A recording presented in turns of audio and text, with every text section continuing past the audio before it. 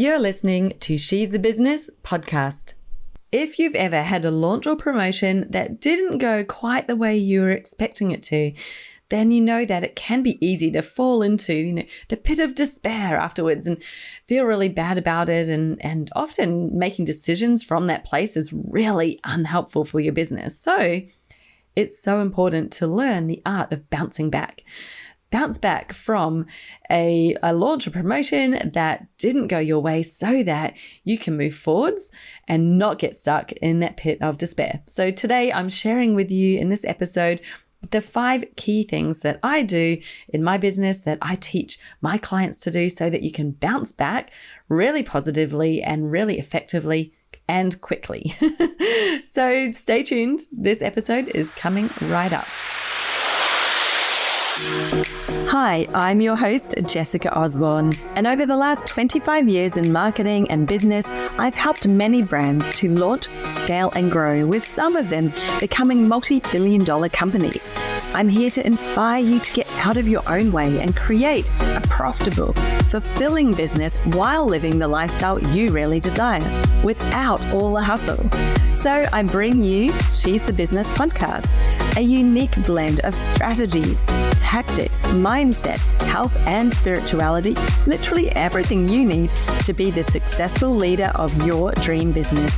Made by women for women, this is your weekly dose of motivation and inspiration.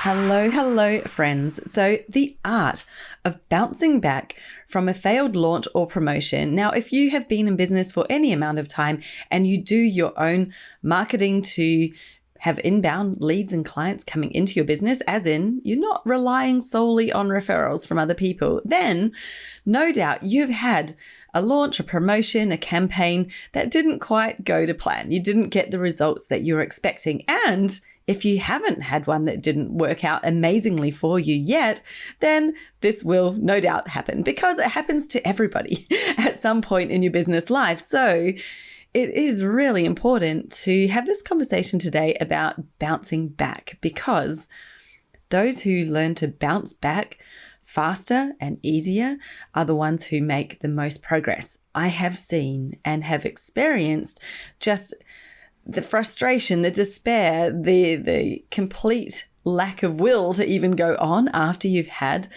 something that failed or failed in your eyes. And for some, it can really be where you stop for a while. Like the pain of that was so great that you actually don't want to repeat it again, right? So that experience can be sometimes what halts you in your tracks, pauses your business, and really does stop it from growing or going forward further. So today I wanted to share with you the 5 top things that I do whenever there's been we'll do the little finger things on the side. What are they called? I'm using my fingers to be like a failed launch or promotion in my business. What are the 5 things that I do to get back on track faster? Because, the longer that you stay there, having a little pity party, feeling sorry for yourself, thinking that everything is going to the pod and, maybe you've got to shut the whole business down. Well, that isn't a great place to stay, is it? You know that already. The energy of that place is not the kind of energy that you want to have to attract in your clients. So how do we bounce back? The first thing that I like to look at is, why didn't it work? Okay, so it didn't work, or it didn't get the result I wanted. Why is that? Let's have a look. And the main thing that I want you to focus on with this question is not thinking that you are the problem, as in where our brains tend to go straight away. The first question the first answer you come up with when we say, why didn't that work? You're going to say, well, obviously I did something wrong, or they didn't like my price. They didn't like my offer. They thought it was no good. They didn't like me. That's where your brain goes automatically. I know, because been there too, and I've done that so many times. Now got really good at looking for other reasons. What other reason might there be? I'm not saying that none of that is true. Maybe it's a possibility, but that's not the only reason, right?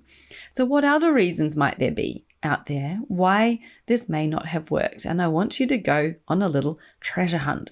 First of all, you can literally just sit there and close your eyes, put yourself in your ideal client's shoes, and imagine what may have prevented them from taking that step forward. It could be literally anything. Like when you think about it for a minute, maybe something crazy happened in their life.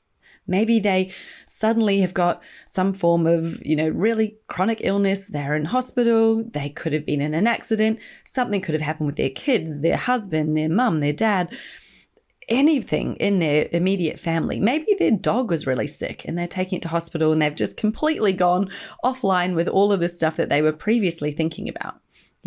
This could even happen with someone who was all in, who'd been saying, yeah, this is what I want. I'm in. And then the radio silence, or then it goes dead when you've actually put out the invitation for them to join and then they haven't joined.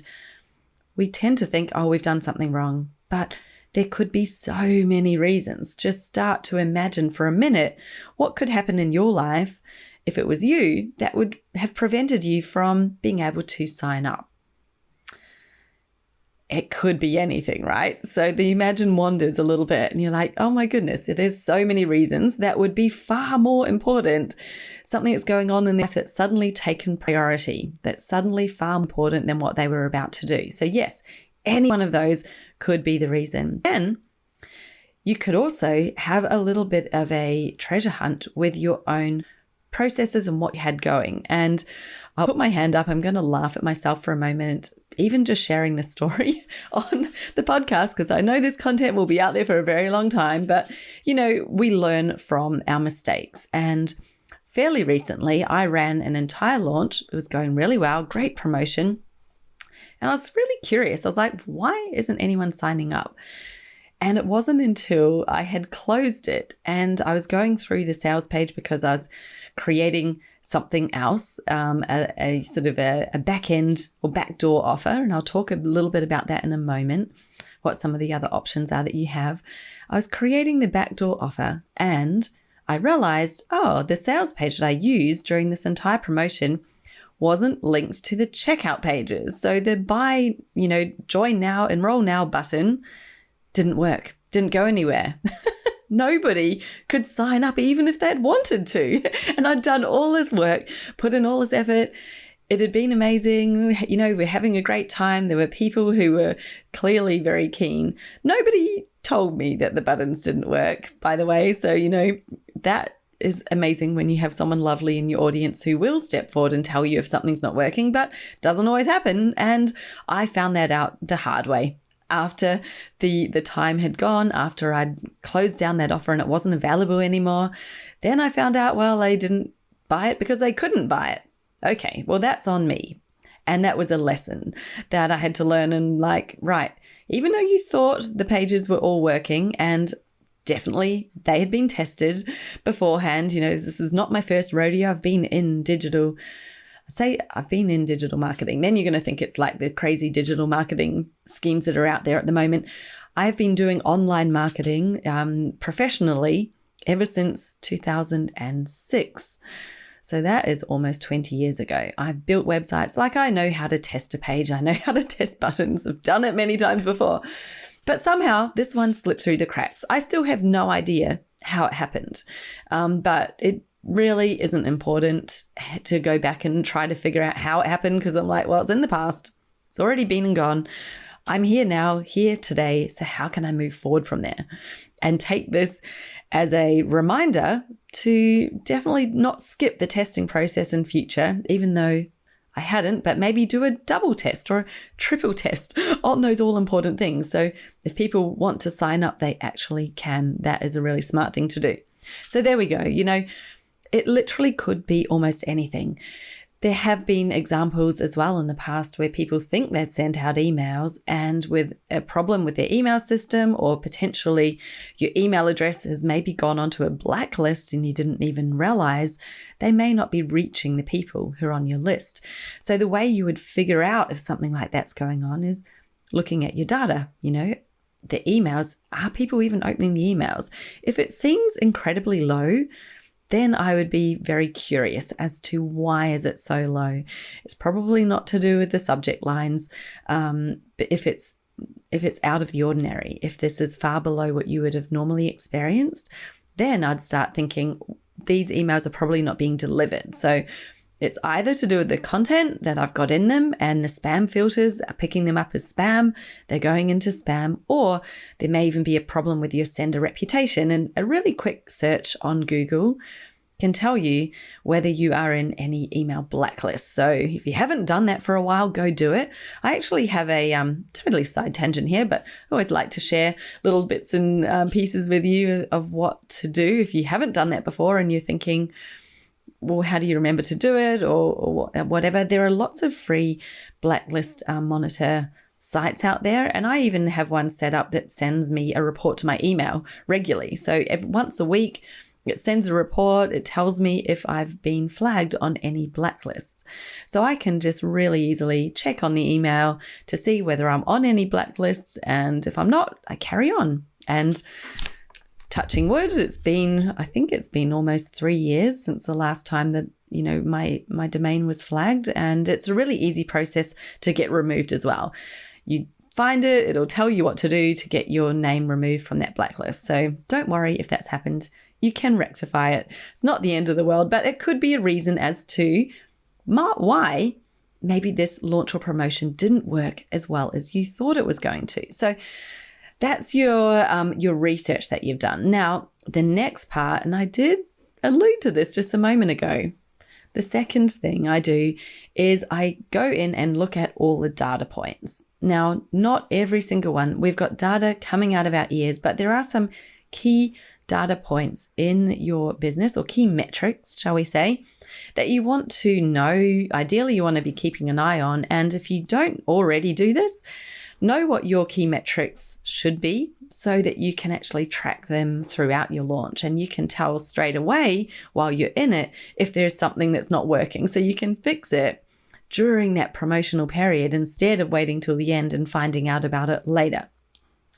So there are a number of key metrics. I have sort of a top 10 that I tend to use and that I have inside Business Jam. I give all of my students this top 10 list that they should track and what the guideline would be, like how to know whether your number is a good number or not. Because if you don't know what it would be expected, then you might just be applying your own sense of logic to it.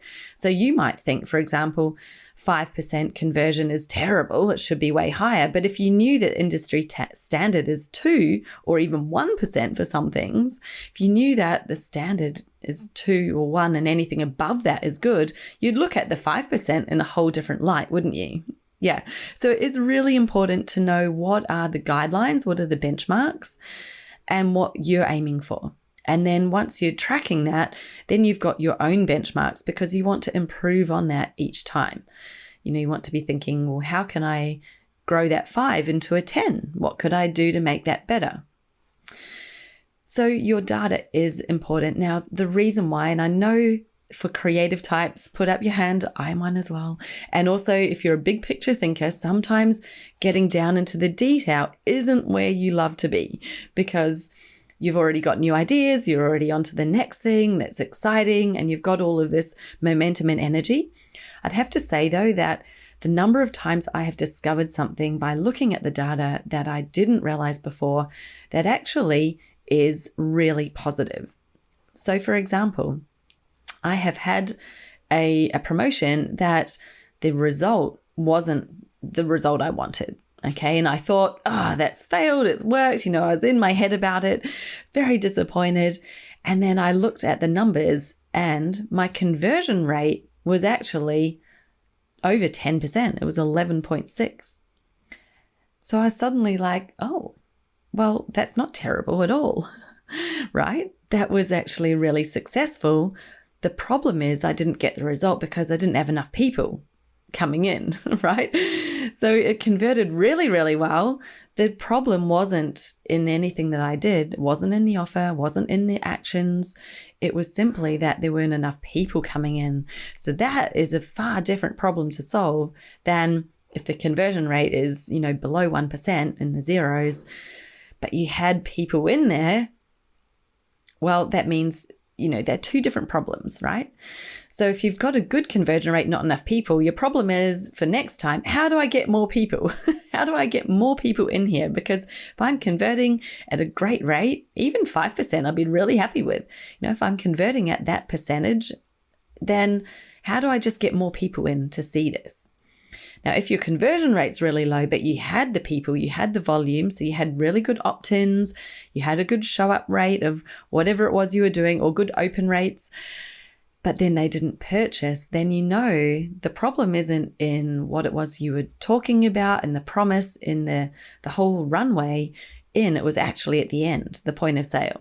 So it might be like me, maybe you weren't linking to the sales page and nobody bought, or the offer. There is a problem with the offer. And 9 times out of 10, when something isn't working, that is usually the starting point we want to go to. Like, is the offer something that is viable, is working? And then everything else falls into place from that. Like, you can't have really, it's unlikely, shall I say, because there's always an exception to the rule, but it's really unlikely to have fantastic marketing that works really, really well and to have a poor offer, right? Because for it all to work well means that the sale has happened at the end of the marketing. And if no sale is happening, it's because the offer is crap. But usually your great marketing comes about because you have a great offer, right? Kind of starts with that. That's usually the end point. This is what it is that we're attracting people to. When you build it out from that and you decide what you're going to do to attract people in, the quality of your marketing often is reliant and dependent on how good your offer is. It's kind of hard to have good messaging if you've got a crappy offer. It usually starts with the offer being really great in the first place. Then you have great messaging that's built from it. Then you have also a great marketing plan of what you're doing in order to sell that offer. So it can happen. It can happen where at the end of the day, you've done everything right. It was sounding good and then it didn't sell. So these data points are giving you the clues. They're telling you where you need to put your focus. So if you're not tracking the data and you're just going on emotion or on the overall result, which 95% of people are out there doing right now, thinking, oh, that was a failure. I'm terrible. I'm never going to be able to make this work.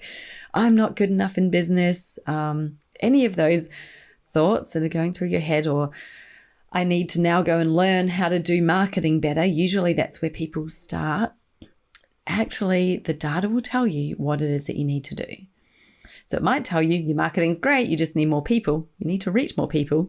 Or it might tell you actually your offer, yikes, yeah, it's not working. So fix that and then you can build it out again from there, tweak it. So that was the first 2. I said I have 5 things that I do if there is and this is also a lot of the process that I share with my clients in Business Jam. Right, okay, so this has happened. What are we going to do next? What do we need to learn from it? What are the lessons and the learnings? The third one, and it's really important to do this quite quickly. Like, don't let it finish. Don't let your promotion or your launch finish and then say, I'm not thinking about this for a while now because I'm too burnt by it or I'm too upset about it. It's like we need to get out of that emotion, start looking for the gold. Look for the treasure in it. Doesn't matter what the result was. Even if the result was 0, there's still gold to be uncovered. So you want to be doing these first 2 steps really quickly because it leads you on to step 3. Step 3 is it's not over till you say it's over. So what are you doing now? The best time to make an offer to someone is after you've been in a promotional period, because you've been doing all the things, you've been high vibe, you've been out there, you've been putting your stuff out there, people are knowing about it. If they didn't sign up, yes, there's some work to do on what that offer was or what you've done, but we can move forward from where we are now and think, well, what can I do now? So you can put out a different offer. You can offer them a downsell. You can offer them something that's slightly different. You could reopen it again a week later and say, hey, you missed out, but I've got a couple of extra spots, or I've got an opportunity for you to come in now for whatever reason. Usually you've got a reason as to why you're doing this. Always explain to people why, otherwise they'll make up the reason why. But, it's not over until you say it's over. Remember, you're the one who made the rules. You're the one who decided what your promotion was, what the deadline was. You basically, this is your world and you are the creator of it. This is your version of the world and the universe. So remember, the rule that you put in place as to what that deadline was, that's your rule. You made it. And you can very easily decide on what the next thing is and create a new rule. Okay? So often, because, I work with so many people who are highly intelligent, educated, very high in integrity, because, we tend to be like-minded people come together. And I know that it feels weird to be like, but that's what I said the rule was, and I stick to my word, and I am that person too. And I used to get very stuck with, but I said it was finishing, and I said that's the only time I'm doing it, and now I can't go back on that word because that wouldn't be right? Okay, so that can be true, but it doesn't mean that you can't do something new. You can't offer them something new. And by new, I do not mean go off and create, go back into development mode and create something else brand new. Create a new way in, a new offer into the thing that you're already doing. Like, what could you say now? What is something different you could do? And usually you just need to ask yourself the question and start having that brainstorm. How could I now serve those people who were interested but who didn't buy? How else could I serve them? What else might that be if you need to, right? So I love that, because it's up to you how many post-launch or post-promotion offers you have.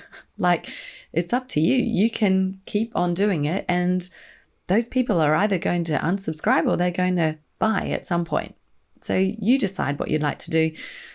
The counterintuitive truth is usually the sooner you do it, the more engaged and interested they are. And I know it feels like you should give them a big space and a big gap and not promote anything for a while because they might be sick of it. But the truth is that if they were involved and they were right there all the way along, they just didn't buy at that point, at that deadline you set for whatever reason. Remember, something may have happened in their life and they just didn't get to it.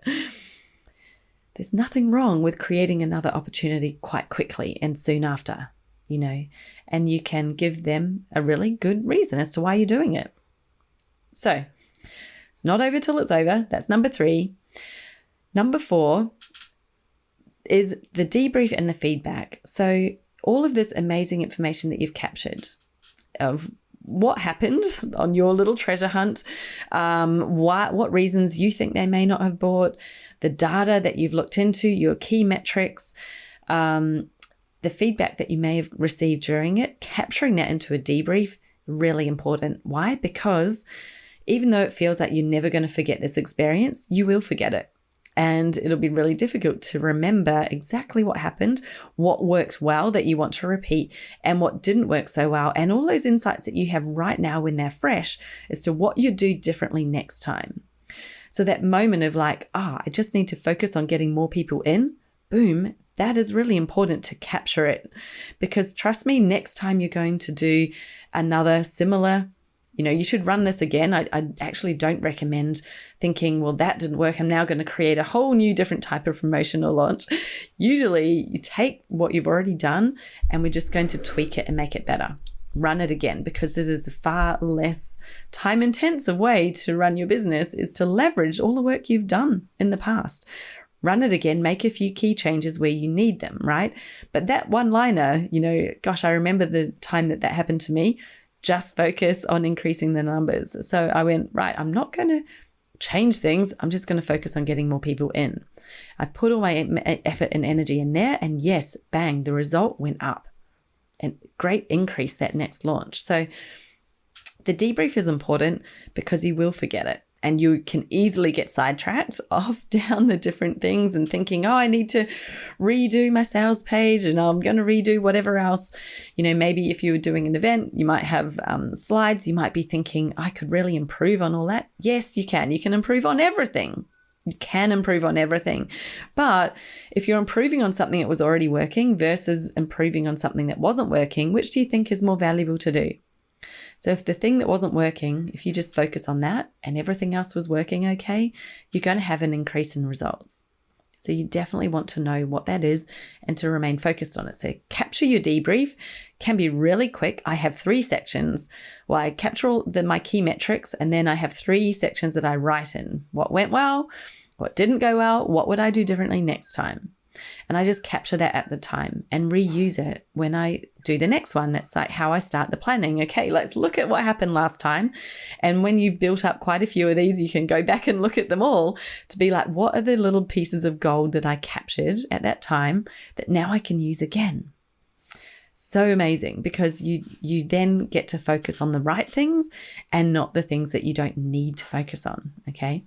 Now, I did mention feedback as well. You may have got some feedback organically throughout the process from people, but it's always a really good idea to ask for feedback from people like, hey, I noticed that you didn't join this time or you didn't sign up, even though it looked like you were interested. Can you let me know what that was, or what was the main reason? If they will get on a call with you, fantastic. You can even just ask on an email, just reply to me with one of these words and, make it easy for people to give you the feedback. But any feedback you can get is of value, right? Because if you just ask why, they'll probably say it was the price. Most people will say that because they don't want you to feel bad about anything else. I like to give them options. So I give them a multiple choice. Was it, you didn't feel ready? Was it the price that was, too much? Was it, you didn't think that this was the right time? It's not the right fit. Like there are always other things, right? So give them multiple choice, as specific as you can, so that you get the better data back from it with the answers. So that debrief and feedback is important. That was step number 4. Step number 5, and this is super important. That is because you are the person who is driving your business. The longer that you stay in an emotional state that is not empowering, where you feel like you're a failure, or you're focusing on the fact that it didn't work as well, and you're thinking, oh my God, can I continue? Am I even cut out for this? Any of that going on, it's not a great place to be. So it's really important to do the debrief, get all the info out, and then we're going to release it. This is now in the past. Okay, the past does not dictate the future unless you decide it does. So if you're going to hold on to this and add it as a rock onto your back and then carry it around for the next year or 2, that's up to you. But you don't have to do that. And I highly recommend that you don't, because it gets heavy. You can end up carrying around the weight of these past failures, whether they were failures or just things that didn't work out as well as you wanted them to. You can carry that around as emotional baggage for a long time, and it will get heavier and heavier as you keep adding. So the 5th step that's really important to actually bounce back properly is to release it. To acknowledge it, acknowledge what it was, acknowledge it with a way that's non-emotional, like here are the numbers, this is what happened, this is the data. Be proud of yourself for doing it, because, by the way, there are a lot of people who don't even get to that point. There are people who have dreamt about having a business for years and years and years. I was one of them. Gosh, it must have been at least 10 years before I started my first business that I had been wanting to start one, and I just couldn't figure out what I was going to do.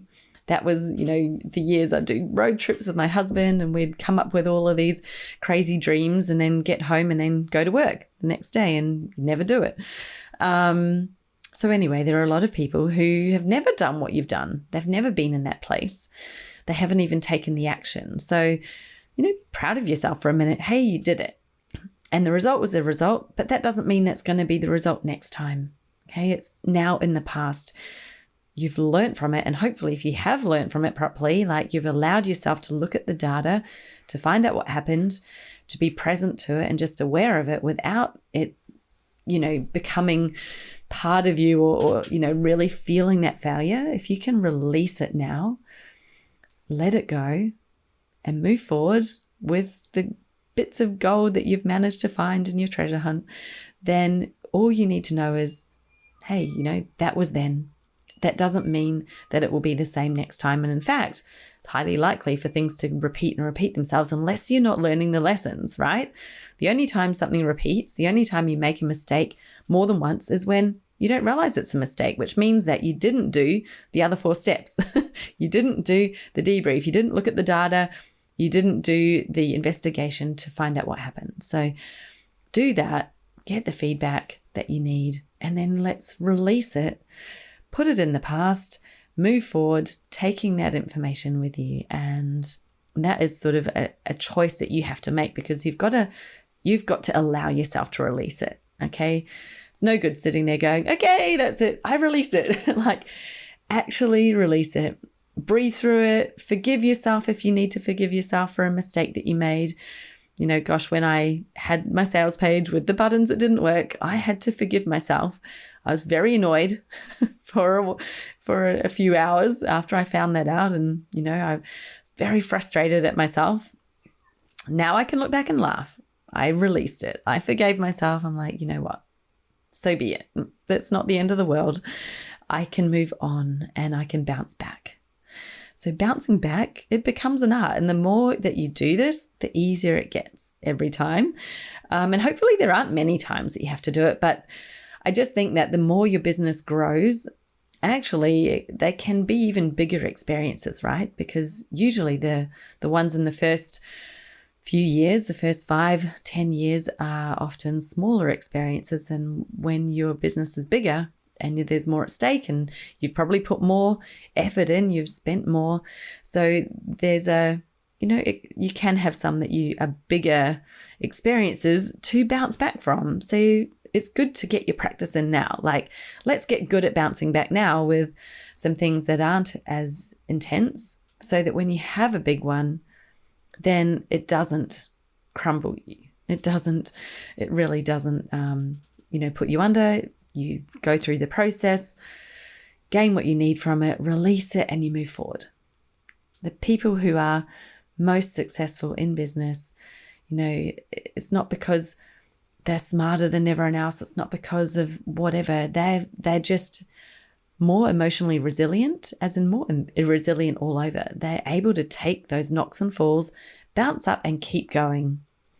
And knowing that doesn't mean it's going to happen again. And, you're going to do everything you can so it doesn't. But it doesn't mean that you won't try again in fear of it. Because the more we fear failing, then that's going to stop you from taking the action in the first place. And what if, instead of failing, what if it's a giant win and you just didn't do it because you were afraid of failing? So we have to get comfortable with the failure. You've got to get ready to say, I'm going to be okay if it fails. But it doesn't necessarily have to, of course. That's why we're going to do this. We're going to try again, see what happens. We're going to celebrate the win. And I want you to even think about celebrating, even if it wasn't a win-win, celebrate the wins that you have within it. If you got a great conversion rate, celebrate it. Like, go, yes, that's awesome. I got that really great conversion rate. Even though the outcome wasn't what I was hoping for, I didn't meet my goal, I've got some really great things in here that I can feel super positive about. And that will be, really put you in such a great place moving forward. Now, hopefully you've enjoyed this episode. I know I've given a lot of things to think about to you, and hope you can take away at least a few little gold nuggets from this chat that you'll remember next time it happens, and think back and be able to bounce yourself back, pull yourself up again faster than you did last time. And yeah, best of luck to you. Obviously, it's always a lot easier if you've got people around you who can help remind you of these steps. That's why I love people sharing, inside our business jam. I call it the members lounge. It's like where we all hang out, all the members, we hang out in there. And I always encourage them, come in and share, share what's going on, share if something hasn't worked, share what happened, share your debrief, because you can share those insights. They definitely help other people, but also just in the process of sharing it, you'll gain more insights on yourself, interestingly. kind of curious how that happens. But every time I share a debrief, I'm like, oh, I've just seen something else I didn't even see before.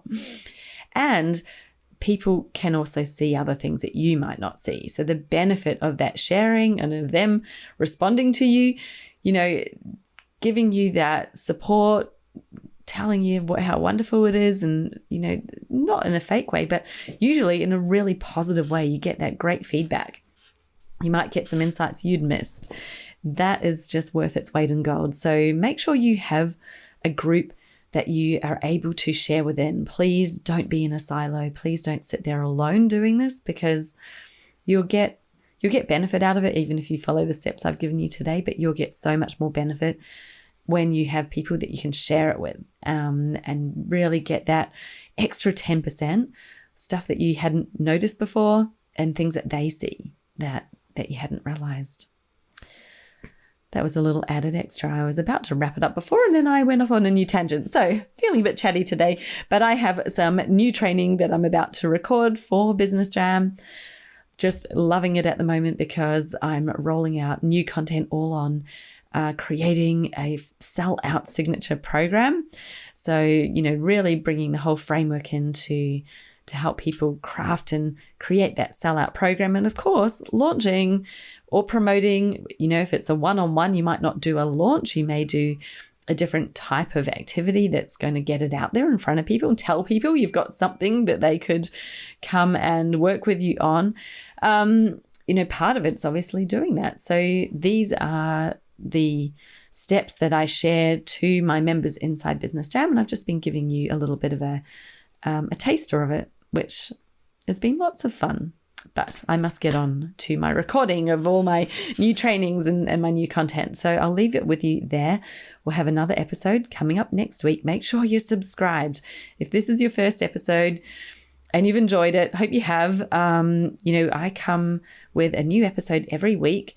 We alternate between interviewing guests and bringing their stories and their experiences to you, as well as me then sharing some of my knowledge, expertise, experiences and stories with you on the alternate weeks. So please subscribe so that you get it into your feed. And if you have any feedback, then why not share some with me? I'd love it. I do have, if you're on my email list, if you join me on Instagram, you can join if you're not already on the list. Head over to my Instagram, go to my link in bio, and there's an opportunity there at the bottom of the page to just get into my inner community, my inside world. I send out emails and let you know more about things that are going on, and share some podcast info and tips there too. So you can reply to an email, give me some feedback, or you could even just share some via Instagram or Facebook or LinkedIn, wherever you happen to be hanging out. Don't forget, we do have a YouTube channel. So if you like to watch interviews, I put up the guest ones because I think you probably don't want to just look at my face talking at you for however long for the solos, but the guest ones, there's two people to look at. It's a lot more interesting. So we put all our guest interviews up on YouTube for you to watch.